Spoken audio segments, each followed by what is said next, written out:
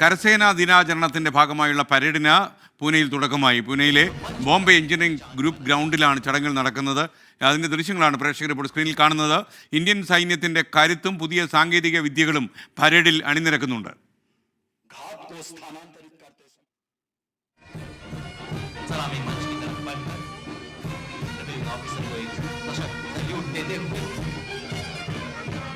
हिमाद्री की शीतलता का, गंगा की गंभीरता का, भारत नेपाल का नाता है अमर स्थिरता का।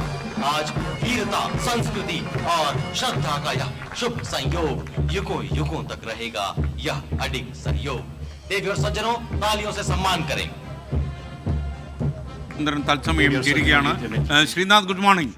ശ്രീനാഥ്, മനോഹരമായ പരേഡ് പുരോഗമിക്കുന്നത് മനസ്സിലാക്കുന്നു. കൂടുതൽ വിവരങ്ങൾ എന്തൊക്കെയാണ്? ഇന്ത്യൻ കരസേനയുടെ കരുത്ത് വ്യക്തമാക്കുന്ന പരേഡാണ് ഇപ്പോൾ പൂനെയിൽ നടന്നുകൊണ്ടിരിക്കുന്നത്.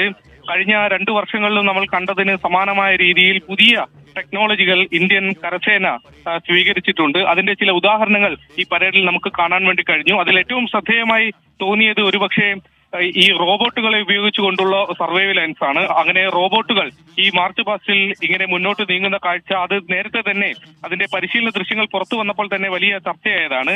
അത്തരം കാഴ്ചകൾ ഇന്നത്തെ പരേഡിൽ ഉണ്ട്.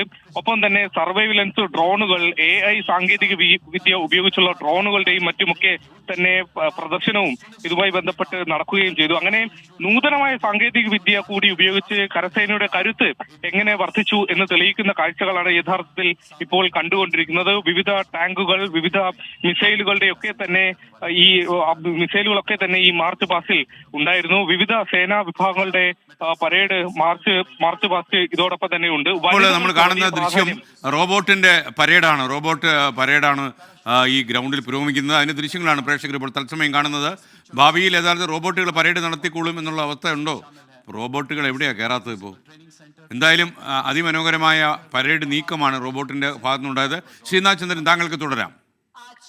അത്തരത്തിൽ പുതിയ ആശയങ്ങൾ, പുതിയ നൂതന സാങ്കേതിക വിദ്യയൊക്കെ സേനാ വിഭാഗത്തിന്റെ ഭാഗമാകുന്നത് അത് രാജ്യത്തിന്റെ മുന്നോട്ടുള്ള പോക്കിൽ അത് നിർണായകമാണ്.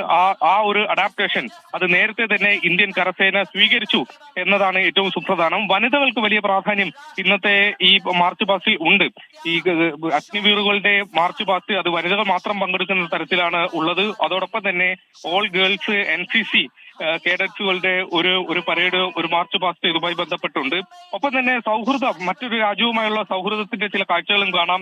നേപ്പാളിൽ നിന്നുള്ള നേപ്പാൾ സേനയുടെ ബാൻഡ് സംഘവും ഇതുമായി ബന്ധപ്പെട്ട് ഈ മാർച്ച് പാസ്റ്റിൽ പങ്കെടുക്കുന്നുണ്ട്. 33 അംഗ സംഘം കഴിഞ്ഞ ദിവസം തന്നെ ഇങ്ങോട്ട് എത്തുകയും ചെയ്തിട്ടുണ്ട്. അങ്ങനെ 77ാമത് കരസേന ദിനം അത് വിപുലമായി തന്നെ പൂനെയിൽ ഇപ്പോൾ പുരോഗമിക്കുകയാണ്. അതിന്റെ പരേഡ് പുരോഗമിക്കുന്നു. നമുക്കറിയാം, കഴിഞ്ഞ കാലങ്ങളിലൊക്കെ തന്നെ ദില്ലിയിൽ വെച്ചായിരുന്നു ഈ പരേഡ് നടക്കാറുണ്ടായിരുന്നത്. കഴിഞ്ഞ 2 വർഷമാണ് അതിന് മാറ്റം വന്നത്. 2023 ബംഗളൂരുവിലും 2024 ലഖ്നൌവിലും വെച്ചാണ് ഈ ഇത്തരത്തിൽ ഒരു പരേഡ് നടന്നത്.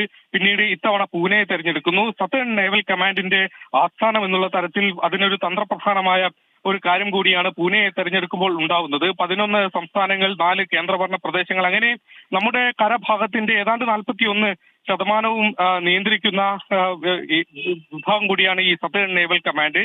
അങ്ങനെ തന്ത്രപ്രധാനമായ ഒരു കേന്ദ്രത്തിലാണ് ഇത്തവണ ഈ മാർച്ച് പാസ്റ്റിനെ, ഈ കരസേനാ ദിന പരേഡിന് വേണ്ടി തെരഞ്ഞെടുക്കുന്നത്. ഏതായാലും ഇന്ത്യയുടെ പുതിയ സാങ്കേതിക വിദ്യകൾ അവതരിപ്പിക്കുന്നു. ഇന്ത്യയുടെ ആയുധങ്ങൾ, കരസേനയുടെ പക്കലുള്ള പല ആയുധങ്ങൾ, ഇപ്പോൾ ചില ടാങ്കുകൾ കാണാം. നമുക്ക് ഭീഷ്മ പോലെയുള്ള ടാങ്കുകളൊക്കെ തന്നെ നീങ്ങുന്ന കാഴ്ച കാണാം. അങ്ങനെ വലിയ ആയുധ ശേഖരത്തിന്റെ ഒരു പരമാവധി കാഴ്ചകൾ നമുക്ക് കാണാനുള്ള ചന്ദ്രൻ, പൂനെയിലെ ബോംബെ എഞ്ചിനീയറിംഗ് ഗ്രൂപ്പ് ഗ്രൗണ്ടിൽ നടക്കുന്ന ചടങ്ങുകളുടെ വിവരമാണ് അദ്ദേഹം നൽകിയത്. കരസേനാ ദിനാചരണത്തിന്റെ ഭാഗമായിട്ടാണ് ഈ ചടങ്ങുകൾ ഇവിടെ സംഘടിപ്പിച്ചത്.